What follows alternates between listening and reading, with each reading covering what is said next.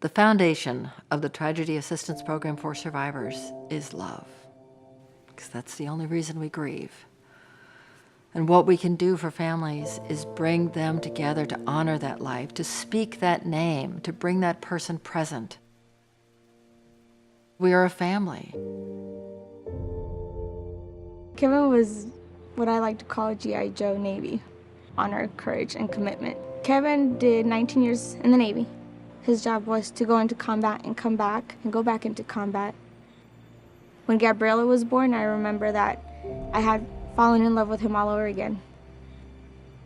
Kevin really began struggling in 2016. That year, one of his mentors committed suicide. A couple weeks later, one of his sailors committed suicide.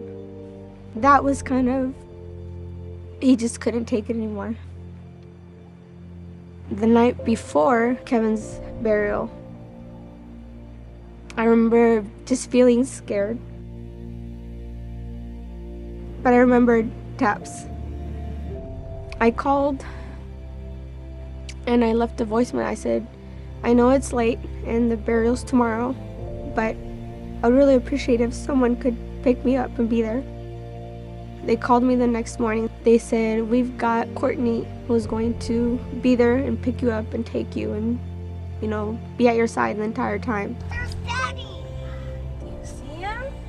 Gabriella is going to grow up feeling loved, cared for, and with a large family, her TAPS family. And that gives me an enormous comfort that I'm not going to do it alone.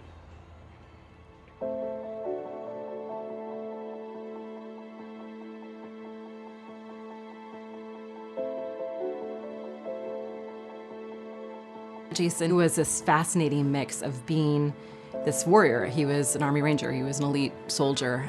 For him, it was a continuation of the journey of wanting his life to matter and his life to be lived beyond himself. He loved poetry and literature, and he was a romantic. He always did so many special things to make me feel very loved. Everything changed on July 30th, 2007, when I got a call from his mother that he had been killed in Mosul, Iraq. Everything just was shattered.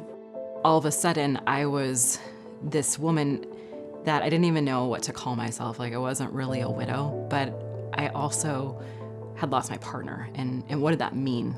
I struggled with making sense of that for a very long time. I read about TAPS, and I ended up calling in. This woman answered the phone, and I remember being so struck by her kindness. And I asked her pretty quickly, I was like, I don't know if I qualify for your services. The person I love died, but we weren't married. I'm not a widow.